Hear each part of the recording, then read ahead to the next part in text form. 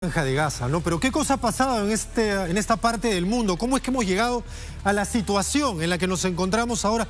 Hagamos un breve repaso histórico muy claro y didáctico para saber por qué es que es tan convulso el Medio Oriente y cómo es que no llegan a convivir en paz palestinos e israelíes. Esta es la situación era la situación de Palestina antes de 1948, Palestina, toda la zona, que era el mandato británico. Deben recordar que a la caída del Imperio Otomano, cuando son derrotados estos, como los alemanes y los austrohúngaros, en la Primera Guerra Mundial, a la caída del Imperio Otomano, que tenía bajo su dominio todo el Medio Oriente, entran los franceses y los británicos acá. El mandato francés corresponde a lo que hoy es Líbano y Siria, por eso es que en Líbano uno de los idiomas oficiales es el francés y en Siria mucha gente habla francés. Y el mandato británico es a lo que hoy corresponde Israel, Palestina y lo que entonces se llamaba Transjordania, es decir, más allá del río Jordán y que hoy es conocido como Jordania. En 1940 o antes incluso de la Segunda Guerra Mundial, ya empieza a vislumbrarse la llegada masiva de judíos a esta zona del mundo por razones históricas, por razones religiosas y por la persecución del nazismo en Europa. Durante la Segunda Guerra Mundial llegan decenas, si no cientos de miles de judíos a esta zona. Y luego de la Segunda Guerra Mundial y del conocido Holocausto, muchos más judíos llegan a asentarse acá. Siempre ha habido judíos acá, pero lo cierto es que la mayoría era árabe. No había un Estado palestino antes de la Segunda Guerra Mundial, ni tampoco un Estado de Israel. Esta zona, luego es el mandato británico, sin haber solucionado el problema de dónde vivir dónde cada una de estas comunidades podía asentarse sin fricciones entre ellas, los británicos le pasan el problema a las Naciones Unidas, porque eso es lo que hicieron en realidad. Y las Naciones Unidas, ¿no?, la ONU, recién creada entonces, con este problema encima, ¿no?, termina definiendo este mapa que vemos acá. El primer mapa que les hemos mostrado, los asentamientos judíos y las zonas árabes en lo que entonces se llamaba el mandato británico. Luego la ONU propone este mapa de partición en el que se reconocía a dos estados. Ellos proponían, la Organización de las Naciones Unidas, un estado de Israel y un estado de Palestina. El estado de Israel corresponde aquí a lo sombreado en rojo y el de Palestina a lo sombreado en amarillo, ¿no? Ya recordemos que el resto de lo que es el mandato británico era un país independiente entonces, Jordania. ¿Qué es lo que pasa acá? Y los israelíes aceptan esta delimitación, pero no los árabes. Y cuando los británicos dejan en 1948 este territorio, se produce lo que los israelíes llaman su guerra de independencia y el nacimiento de su nación. En mayo de 1948, al dejar los británicos esta zona, los israelíes declaran el nacimiento del Estado de Israel. Y los países árabes circundantes atacan a Israel. Israel gana esa guerra. Ellos la llaman, como señalábamos, su guerra de independencia y el nacimiento de su nación. Y los palestinos la llaman la Nakba o el desastre.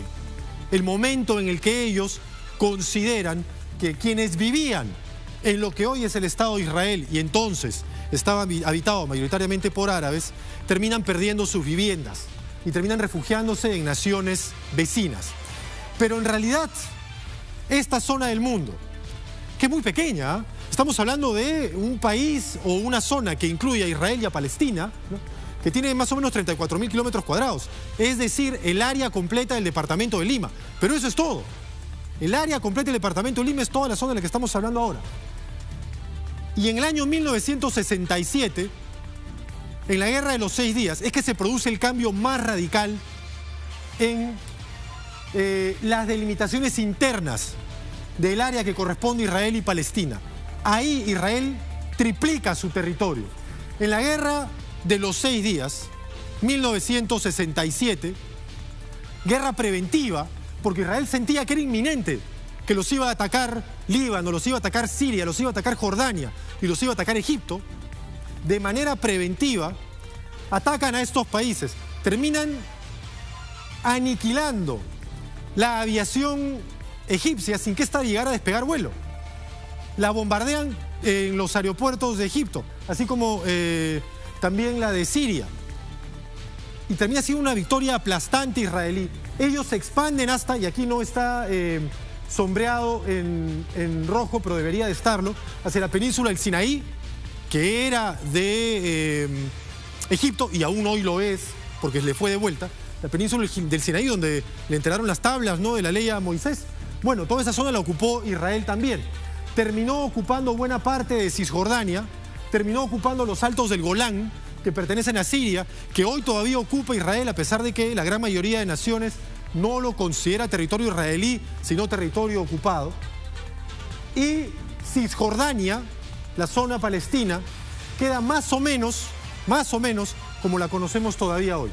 Y Gaza queda como un enclave egipcio, porque Egipto terminó ocupando Gaza, que luego se retira de esta zona y termina ella bajo ocupación israelí.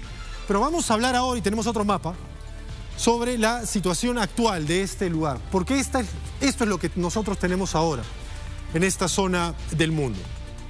Un Israel que ha ido expandiéndose de a poco a través de sus asentamientos sobre la zona de Cisjordania, que es lo que originalmente las Naciones Unidas consideraba como territorio del futuro Estado palestino, y la zona de Gaza, que llegó a ocupar Egipto.